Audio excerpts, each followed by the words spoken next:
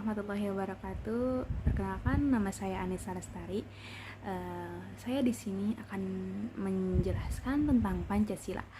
Di sini saya mempunyai Pancasila, penjelasan Pancasila secara umum, gitu ya. Pancasila dalam kedudukannya sebagai kristalisasi nilai-nilai yang dimiliki dan diyakini kebenarannya oleh bangsa Indonesia telah dirumuskan dalam alinea keempat pembukaan Undang-Undang Dasar 1945. Pancasila merupakan pandangan hidup bangsa, memiliki fungsi utama sebagai dasar negara Indonesia. Dalam kedudukannya yang demikian, Pancasila menempati kedudukan yang paling tinggi, yakni sebagai sumber dari segala sumber hukum atau sebagai sumber hukum dasar nasional. Dalam tata hukum di Indonesia, selain itu Pancasila juga kedudukannya sebagai sumber dari segala sumber hukum atau sumber hukum dasar nasional, dan menjadikan Pancasila sebagai ukuran dalam menilai hukum yang berlaku.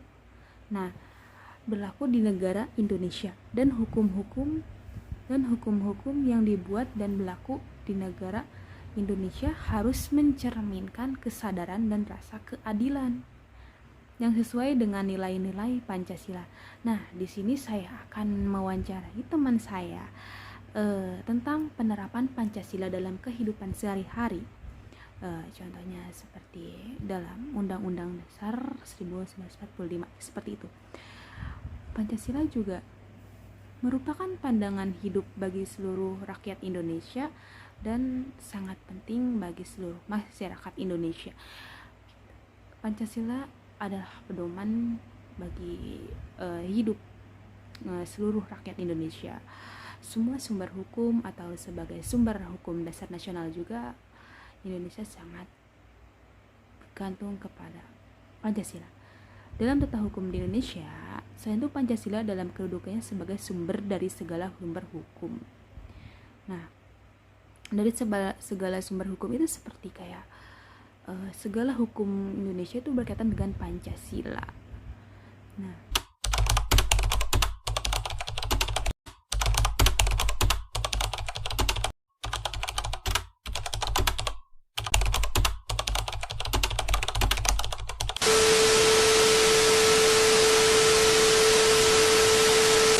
Di sini saya akan mewawancarai Teh Siti Badriah tentang penerapan Pancasila dalam kehidupan sehari-hari. Menurut Teh Siti Badriah, penerapan Pancasila dalam kehidupan sehari-hari itu apa saja? Contohnya ya Teh ya, untuk poin yang pertama itu kan ketuhanan yang Maha Esa. Dalam kehidupan sehari-hari kita harus sholat, rajin ibadah yang bisa dilakukan untuk agamanya masing-masing, seperti itu. Yang kedua itu kan ketuhanan yang Maha Esa, kemanusiaan yang adil dan beradab. Kita semanusia juga harus saling adil dan beradab, baik dari lingkungan yang bermasyarakat maupun di luar gitu. Itu mungkin deh dari saya opininya. Terima kasih. Oke, terima kasih Teh Siti Badriah.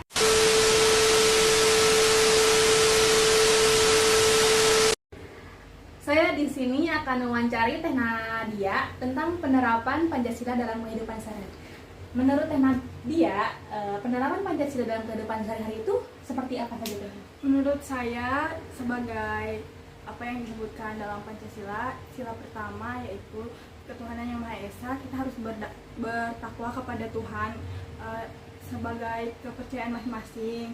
Yang kedua, kemanusiaan yang adil dan beradab, itu kita harus menghargai sesama manusia.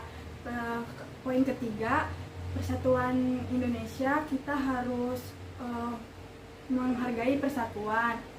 Yang keempat itu kerakyatan yang dipimpin oleh hikmat kebijaksanaan dalam permusyawaratan perwakilan, kita harus menghargai keputusan apa yang dihasilkan dalam permusyawarahan. Yang kelima adalah keadilan sosial bagi seluruh rakyat Indonesia, yaitu kita harus adil dan dalam kewajiban dan hak kita sendiri. Begitu mungkin dari saya. Assalamualaikum warahmatullahi wabarakatuh. Iya, terima kasih Teh Nadia ya. Terima kasih.